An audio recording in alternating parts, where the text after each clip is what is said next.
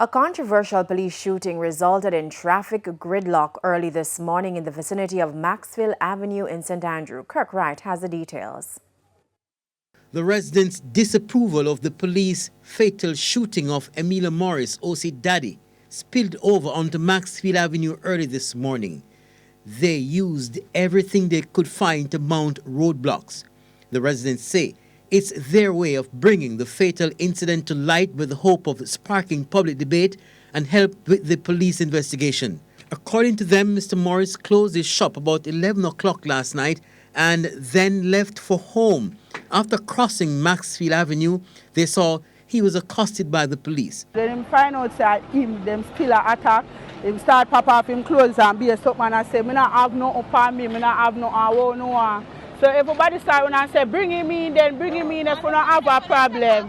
Them a run with, them a pepper spray and them a fire be a gunshot. Every time the people them in the community go close to the jeep, them point the gun in the crowd and a fire be a shot off our last night. So none of we could go close to the jeep.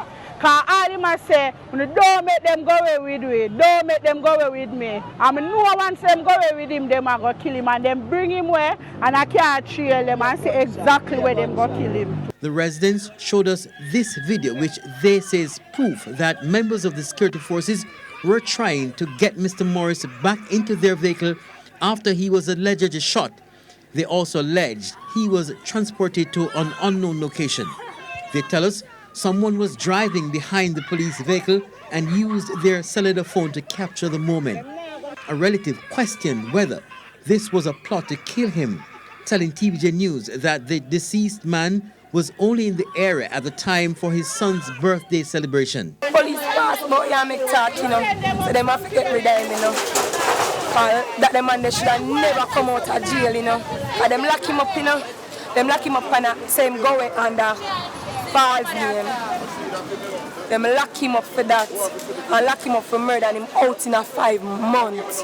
The man a report and everything, you know, Mr. Report. Come up now and say, Mama, I say why you come up? Because I'm not support him not there here. From country him report. Him say such one there for my baby. Every blink me I talk to my baby on phone. Daddy, where you them daddy come? The police commander for the area, Senior Superintendent Michael Phipps, however, says the police came under heavy gunfire and responded. We have information also to suggest that this man is a known gang leader from within the community. He was on a charge of murder and was appearing before the Circuit Court, and he had as a condition of his bail an order from the court that he should not be seen anywhere in the Kingston 13 area or in that particular community where he was killed.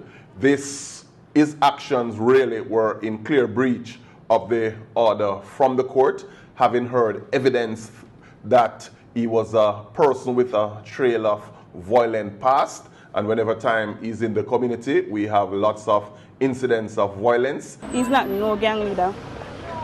They want to give him that title, but he's not no gang leader. This morning, the police had challenges clearing the roadway, and it was only after several hours that the residents removed the roadblocks. Indicom is investigating. Kirk Wright, TVJ News.